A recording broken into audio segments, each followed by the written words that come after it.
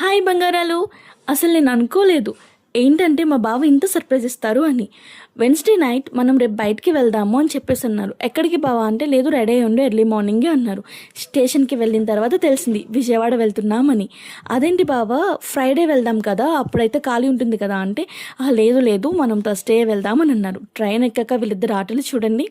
Finally Vijayawada reach అయిన తర్వాత దర్శనం కంప్లీట్ అయిపోయిందండి. చాలా బాగా జరిగింది దర్శనం. అయితే పైకి మొబైల్స్ తీసుకెళ్ళకూడదు కదా, అందుకే వీడియో తీయలేకపోయాను. చూసారా క్లైమేట్ ఎలా ఉందో. మేము దర్శనం చేసుకుని వచ్చిన తర్వాత కాసేపు కూర్చొని బయలుదేరదామని అనుకున్నాం, కానీ సడన్గా వర్షం పడిందండి లైట్గా.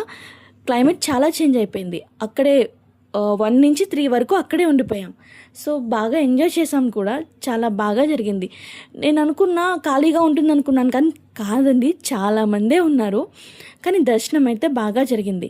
అంటుంటారు కదా అమ్మదయ్య ఉంటే అన్నీ ఉన్నట్లే అని. ఆ అమ్మ నుండి పిలుపు రాబట్టే కదా చాలా అంటే చాలా హ్యాపీగా ఉన్నానండి. అసలు అనుకోలేదు.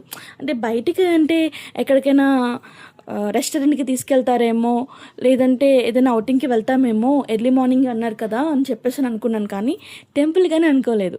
కానీ చాలా బాగా జరిగింది దర్శనం. కానీ రిటర్న్ బయలుదేరేటప్పుడు కొంచెం ఇబ్బంది పడ్డామండి. 4కి ట్రైన్ రైల్వే స్టేషన్ దగ్గర రీచ్ అయిపోయాము, కానీ ట్రైన్ లేట్ అయిపోయింది. అసలు చాలా సఫర్ అయ్యామండి. మా అవతారాలు మార్నింగ్ ఉన్నట్లు లేవు చూసారా. ఎటు చూడమంటే ఎటు చూస్తున్నాడు మా అబ్బాయి. ఫైనల్లీ చాలా హ్యాపీ అంటే హ్యాపీగా ఉన్నాను.